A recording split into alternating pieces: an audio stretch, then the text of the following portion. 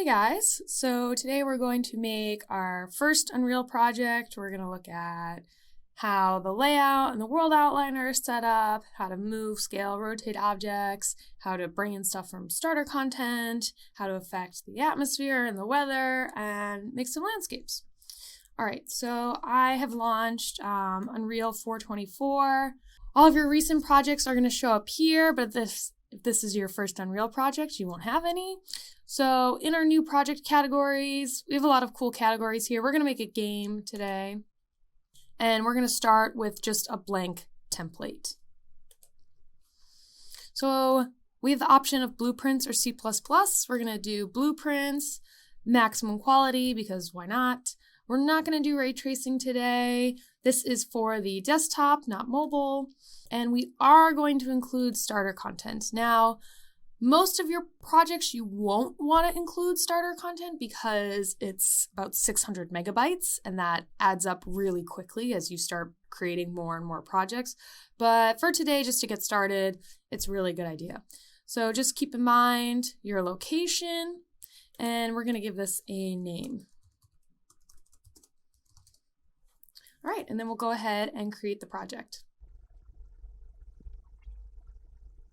Okay, so the starter content gives us these two chairs, we got a table, we got a statue, we also get nice little weather system already in place. This really sets Unreal and Unity apart. You can get a project with an entire weather system, functioning weather system that we can later manipulate already in place.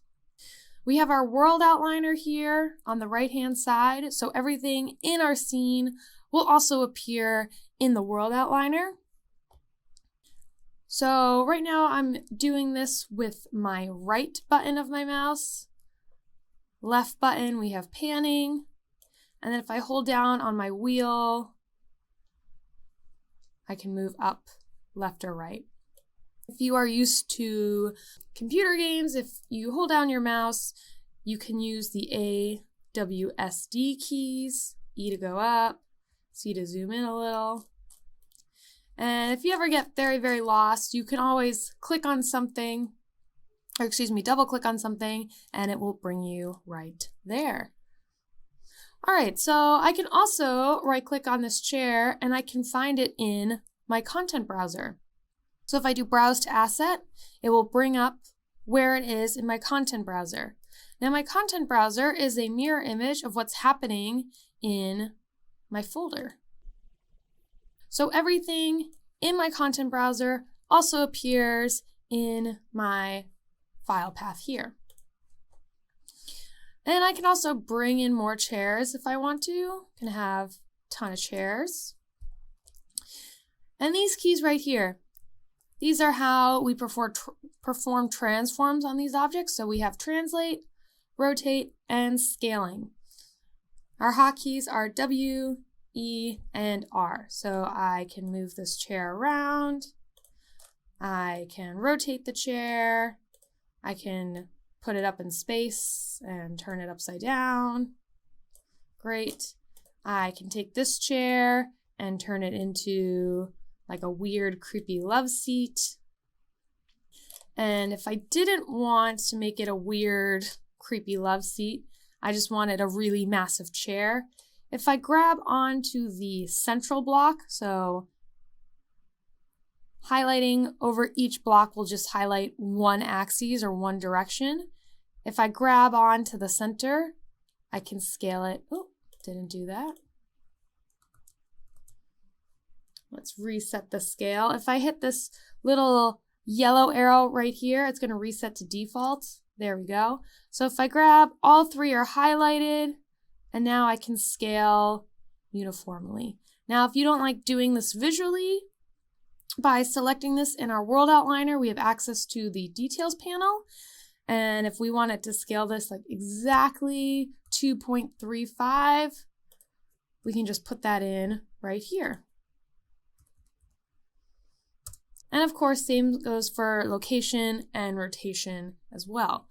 Okay, I also want to add in a few more things. So if we go into our starter content, We have a whole bunch of different things that we have access to. We can put in the space. So I could look at particles because that's always fun. These weird sparks. What's this? Oh, that's fun. So I could have some sparks in my world.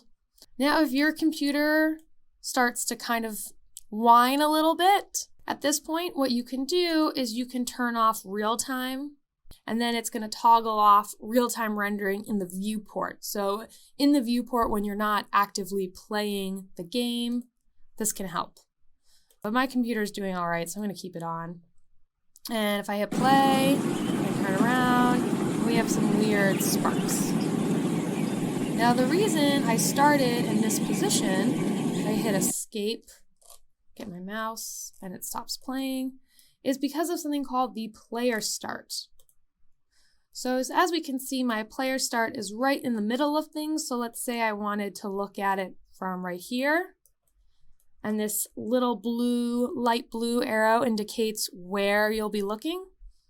Now I'm looking at it from afar. And I got these little sparks. And I can still move around in space. It's just setting up my starting spot.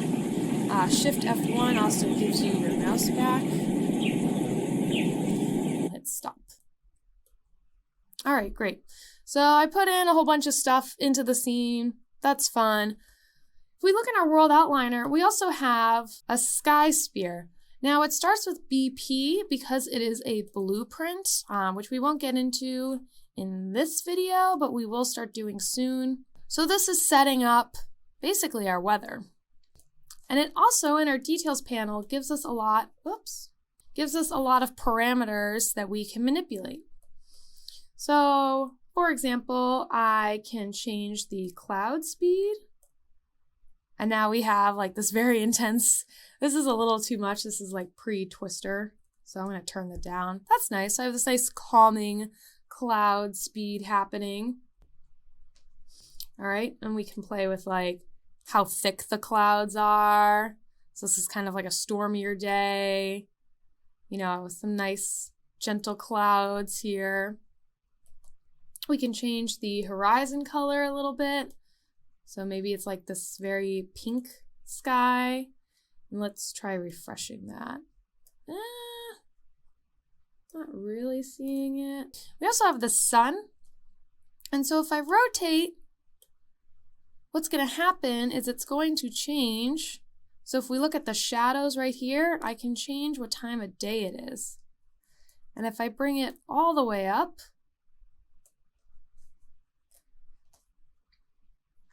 and let's give this a little refresh. Now we have night. Now I can really start to see we're getting some of that pinky color in here. Something else I like to play with is if we go into atmospheric atmospheric fog, I can start messing with the stars. Oh, no, maybe it's in here.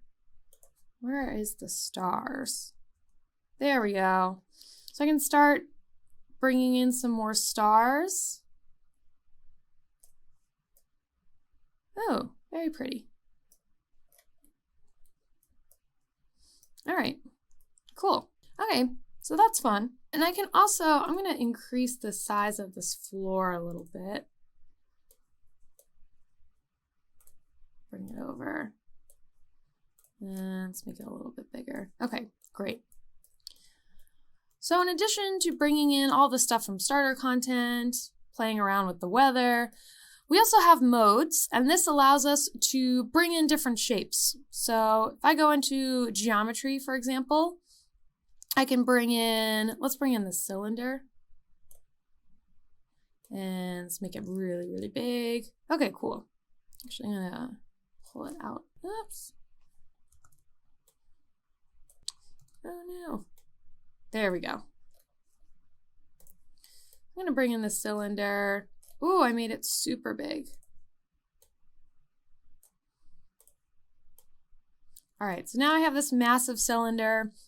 It doesn't come in with any material, so we just get this gray checkerboard thing.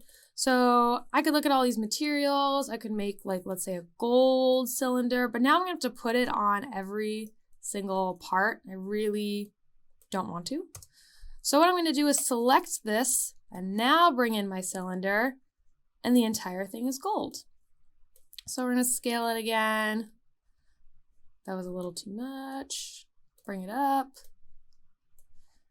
Scale it. There we go. Now let's say that we wanted to make this like a building, for example, maybe something that we could walk into. So the first thing I'm going to do is I'm going to make it hollow. So if I scroll down here, I can make it hollow, but we still can't enter the building at all. So what I can do is, you'll notice we have add and subtract. I'm going to turn on subtract and bring in a box. And what this will do is I can create a hole. So if this was, so if I pull this out for a second, if I had an additive box, it would simply become one with the cylinder. But because I have a subtractive box, where did it go? There we go. I can go ahead and make myself a little door. Let's put it right there. All right, cool. And that means that I can go ahead and I can go inside the cylinder, which is pretty cool.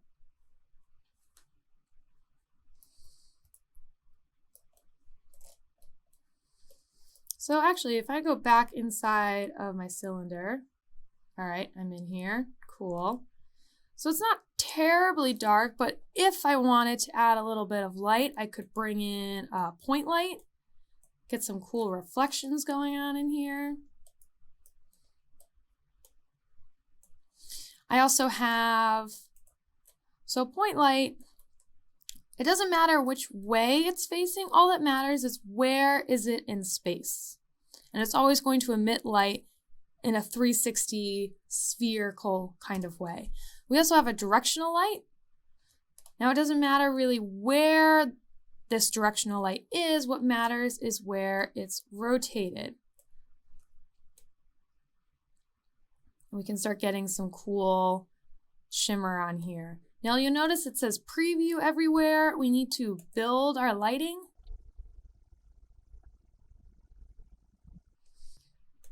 Okay, amazing. And so what it means to build the lighting, oh, that's cool. I'm getting some shadow in there. So what we mean with build the lighting is that the lighting is literally built into the material. It's actually changing the value of the material, and that's how we're able to get such realistic looking light in the Unreal Game Engine. So that's some light, but I don't really want any of this, and I don't even care about the chairs. What I want to do now is I want to build a landscape. So we can go over into landscape, and everything you see that's green is going to turn into a landscape. This is very, very large, and it's going to be increasingly difficult to manipulate this because it's so large, so we can just turn down the section size. And I'm going to just turn it down. This is much more manageable. We could go a little bit larger, but this is good for now. So I'll go ahead and hit create. All right. So the first thing that it's going to automatically send us to is the sculpt tool. I'm going to turn down this brush size a little bit, and I can start making some mountains. So I can have like a little mountain range here. Very exciting. But again, it doesn't have any material. It's very kind of boring. So if I click on my landscape, all right, and what we're looking for is our landscape material. So I could go ahead and give it grass, or if I wanted to be a little more creative here, let's see, we could make this an ocean. I'm going to use, oh, I don't know, maybe this is like a concrete jungle. So it'll take a minute. We're compiling shaders here. All right, cool. Now I have this like mountain range, concrete jungle thing, and I can keep building my mountain range up here. All right. Great. I can also add some foliage, so we can use any static mesh we want for the foliage. So one way to find all of your static meshes is you can turn their filter and look for static mesh. There we go.